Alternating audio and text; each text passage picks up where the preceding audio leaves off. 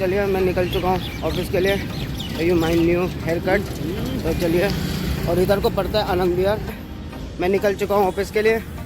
और आज मौसम की बात करूँ तो मौसम आज बादलों से घिरा हुआ है।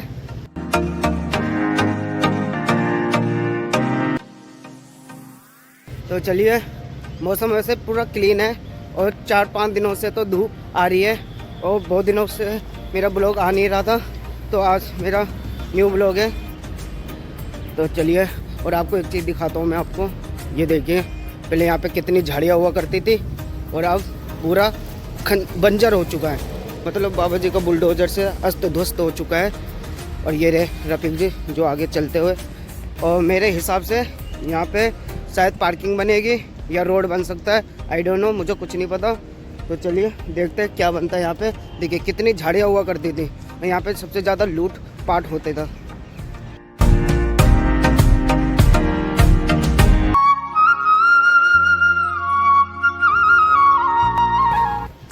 मेरा बर्थडे भी आ ही रहा है, तो मैं अपना बर्थडे सेलिब्रेट दिल्ली में नहीं करूँगा, अपने मामा के यहाँ करूँगा, क्योंकि वहाँ पे मेरे भाई भी है, बहन भी है और मामा भी है। तो उन्हीं के साथ सेलिब्रेट किया जाएगा, क्योंकि फैमिली के साथ किया जाए तो बहुत ही अच्छा रहता है। तो इस बार दिल्ली में सेलिब्रेट नहीं करूँगा, बर्थडे अपना मामा के यहाँ फरीदाबाद हरियाणा में करूँगा। तो 7 दिन बाद मेरा बर्थडे है, तो आप सब भी आना, जो मेरे सब्सक्राइबर है, जो अनसब्सक्राइबर भी है तो वो भी ज़रूर आना। और रफ़ीक जी को मैंने कह दिया है कि रफ़ीक जी मेरे बर्थडे में ज़रूर आना, पार्टी वार्टी है। क्यों रफ़ीक जी, आओगे आप? आऊँगा। अरे थोड़ा सा देख तो लो। आऊँगा तो बोल तो रहा हूँ। अच्छी थोड़ा देख तो लो। आऊँगा। तो रफ़ीक जी आएंगे, मैंने कह दिया है। रफ़ीक जी दिल्ली में नहीं होगा, सीधा होगा हरियाणा में, फरीदाबाद, जो बदरपुर बॉर्डर से सटा हुआ है। तो चलिए, तो आज का ब्लॉग फिर मैं शुरू करता हूँ। तो हेलो नमस्ते प्रणाम आप सभी को। आई होप आप सभी बढ़िया होंगे और मैं भी मस्त हूँ और रफ़ीक जी भी मस्त है, क्योंकि ये कल छुट्टी पे थे, कहीं गए हुए थे। कहाँ गए थे? नहीं कहाँ से आए? अच्छा, इनके गांव से इनकी सास आई है, सास आई थी। तो चलो बढ़िया है, अच्छी बात है, छुट्टी करनी चाहिए भैया। कोई आदमी अभी, कोई इंसान अभी दिखाई भी नहीं दे रहा होगा, क्योंकि हमारा सुबह का टाइमिंग है, 7 बजे निकलते ऑफिस के लिए। तो यहाँ पे अभी कोई दिखेगा नहीं, जो दिखेगा वो 9 या 8:30-9 के बीच में ही दिखेगा आपको। और शाम के टाइम में मैं दिखाऊंगा आपको कि यहाँ पे कितनी भीड़ रहती है। भीड़ तो वैसे निकल जाते हैं, और हमारी 12 घंटे की ड्यूटी है, तो हम 7-7:30 बजे निकलते हैं और पहुँचते हैं हम 8 बजे। तो हमारी छुट्टी भी वही होती है, 12 से 12 घंटे, मगर मेरी 10 घंटे की ड्यूटी है। तो कोई नहीं, तो आपको डेली ब्लॉग देखने को नहीं मिलेंगे, क्योंकि मैं ज़्यादातर ऑफिस में ही रहता हूँ और ब्लॉग बन नहीं पाते, क्योंकि आप सभी को पता है जो भी जॉब करते हैं तो उनको टाइम नहीं मिलता और ऑफिस में ज़्यादा काम होता है, तो इसलिए ऑफिस में ही काम करना पड़ता है। तो डेली ब्लॉग तो इम्पॉसिबल है, तो कोई बात नहीं। तो देखते हैं, जिस दिन हम फ्री होंगे या कहीं घूमने वूमने का प्लान होगा तो हम आपको अलग अलग व्यू दिखाएंगे, अलग अलग स्टेटों के, अलग अलग जगहों के, और अच्छे अच्छे व्यू दिखेंगे आपको। तो मैं पहुंच चुका हूं अपने ऑफिस।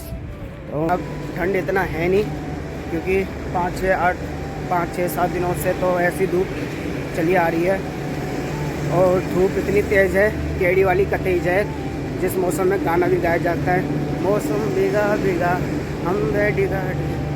पता नहीं कौन सा गाना, मुझे आता नहीं है, माफ़ करना, क्योंकि मैं सिंगर नहीं हूँ, मैं एक्टर हूँ। तो चलिए, मिलता हूँ आपको थोड़ी देर के बाद, क्योंकि मैं आ चुका हूँ ऑफिस। तो मिलता हूँ आपको थोड़ी देर के बाद ऑफिस में। टन टन।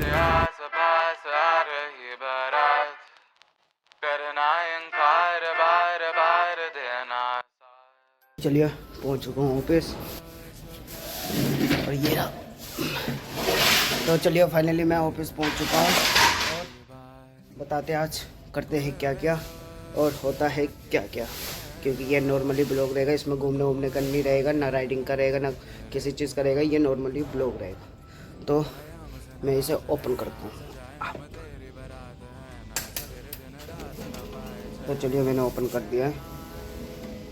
पहले दोस्तों, मैं अपने ब्लॉग के माध्यम से एक बात बताने वाला हूँ जो उत्तराखंड से ही रिलेटेड है। जोशीमठ, जो वहाँ के घर, वहाँ के सड़क, वहाँ के रोड, जो खेत वहते हैं तो वो धंस रही है, भूस्खलन जैसी दीवारें खिसक रही है और दरारें पड़ रही है। तो मैं उत्तराखंड सरकार से यही विनती करता हूँ कि वहाँ पे लोगों की क्या हालत हो रही है, वहाँ लोग अपने घर से बेघर हो रहे हैं। तो मैं उत्तराखंड सरकार से यही विनती करता हूँ, श्री पुष्कर सिंह धामी सरकार से, कि वहाँ के लोगों के बारे में कुछ सोचे और उनकी सुविधा के बारे में कुछ सोचे। हमारा जो जोशीमठ है वो भारत के उत्तराखंड चमोली जिले का एक छोटा सा नगर है जो है जोशीमठ, जो पहला प्रथम मठ कहा जाता है। और जोशीमठ जो प्रसिद्ध जगह है, वहाँ पे बद्रीनाथ का मंदिर कुछ किलोमीटर दूरी पर ही है। हालत की स्थिति ऐसी बन चुकी है, इतनी नाजुक हो चुकी है कि वहाँ पे हम जा भी नहीं सकते। तो मैं सरकार से यही विनती करता हूँ कि वहाँ के बारे में कुछ सोचे नहीं है, क्योंकि सरकार ने विकास किया ही नहीं है। वहाँ पे सिर्फ खुदाई या टनल खोद के उन्होंने टनल बनाए, विकास के नाम पे कुछ किया नहीं है। वोट मांगने के लिए हमारे घर आ जाते हैं, तो ऐसा ना करें, कुछ सोचें। तो मैं एक चीज़ भी बताता हूँ, जो जोशीमठ है वो पर्वतारोहण नाम से प्रसिद्ध है। घूमने की जगह बहुत सारी है। तो जैसे वहाँ की घूमने की जगह है वैली ऑफ फ्लावर नाम से, जो वहाँ पे प्रसिद्ध है। तो वहाँ पे कभी जाइए, विजिट करें। और यही कहना चाहता हूँ कि अभी तो घूम भी नहीं सकते क्योंकि वहाँ की स्थिति ऐसी बन चुकी है। भगवान से यही दुआ करता हूँ कि ऐसी स्थिति ना बने और हमारे जो जोशीमठ शहर है, जो नगर है चमोली का, तो उसकी किसी की नज़र ना लगे। तो उत्तराखंड सरकार इस बारे में कुछ ध्यान दे और ध्यानपूर्वक इसकी मरम्मत करे कि था। और मैं सभी यूट्यूबर, जितने भी उत्तराखंड से यूट्यूबर है या कोई भी माने अन्यथा किसी स्टेट से या किसी कंट्री से जो भी उत्तराखंड के लोग हैं या कोई अन्य लोग हैं, अदर लोग जो कहीं के भी स्टेट के हो, चाहे वो उत्तराखंड से रिलेटेड ना हो, तो जितने भी यूट्यूबर हैं, तो मैं यही चाहता हूँ कि एक मुहिम छेड़े, सेव फॉर जोशीमठ। तो एक मुहिम जो मेरे से तो हो नहीं सकता, मैं अकेला नहीं कर सकता, तो आप लोगों की भी मुहिम चाहिए, आप लोगों का भी सपोर्ट चाहिए। और जितने भी मेरे सब्सक्राइबर है या नॉन सब्सक्राइबर है, जितने भी लोग वीडियो देख रहे हैं मेरे, शायद ये आप तक पहुँचे भी ना, और किसी के पास पहुँचे तो इसके बारे में भी सोचे। और जो भी उत्तराखंड से रिलेटेड हैं, जो भी लोग हैं, तो ये भी सवाल उठाए कि वहाँ की सरकार कर क्या रही है। तो चलिए मैं अपना ब्लॉग यहीं पे रखता हूँ और देखते हैं आज होता है क्या। तो ये था मेरा जोशीमठ के लोगों के बारे में, वहाँ के घरों के बारे में, वहाँ के जो आजकल स्थिति ऐसी हालत बन चुकी है, और वो किसके, हम प्रकृति के साथ क्यों खेल रहे। तो प्लीज़ प्रकृति के साथ ऐसा खिलवाड़ ना करें, क्योंकि ये हमारे लिए ही हानिकारक होगा। तो चलिए मिलता हूँ आपको थोड़ी देर के बाद। और मैं अभी, आपको पता है मैं ऑफिस आ चुका हूँ, तो चलिए मिलता हूँ आपको थोड़ी देर के बाद। तो फाइनली लंच हो चुका है और मैंने खाना वाना खा लिया है। तो मैं आ चुका हूँ बाहर को थोड़ा दूध सेकने के लिए। तो देख सकते हैं आप, अभी कोई है नहीं और सामने बैठे हुए हैं मेरे डिपार्टमेंट के लड़के। तो चलो फिर मैं निकल रहा हूँ ऑफिस के लिए। लंच टाइम ब्रेक ख़त्म हो चुका है, हम निकल रहे सीधा अपने ऑफिस, लंच टाइम ख़त्म। तो चलिए पहुँचते हैं।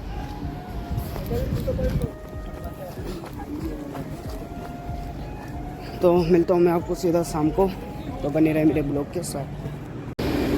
तो ऐसा है बाहर का नज़ारा कि कुछ दिखेगा ही नहीं, क्योंकि यही है ऑफिस पीछे मेरा। तो अंधेरा हो चुका है। तो अभी लाइट जली थी, तो 2 मिनट के लिए ही जली थी, वो भी कार का। अब देखिए यहाँ से लाइट ही लाइट है। तो चलिए निकलते हैं घर के लिए। तो अभी आपको रोशनी नहीं दिखाई देगी, अब दिखाई देगी, क्योंकि अब यहाँ पे है सरकारी लाइट, लाइट लगी हुई है सरकार की तरफ से।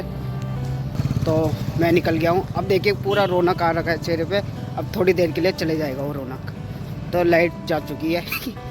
तो ये सरकारी लाइट थी, स्ट्रीट लाइट। तो मैं निकल गया हूँ घर के लिए। तो अब मेरा चेहरा आपको दिखेगा नहीं, तो मैं पीछे का व्यू दिखाता हूँ आपको सीध। तो ऐसा है पीछे का व्यू, यहीं से आते थे, यहीं से जाते थे। और ऐसा बार बार झपझप सा कर रहा है मेरा कैमरा, कि जैसा हॉरर मूवी में नहीं दिखाते। कंपनियों की छुट्टी हो चुका है। तो ये देखिए सब अपने अपने घर जाते हुए, सभी कंपनियों की छुट्टी हो चुका है।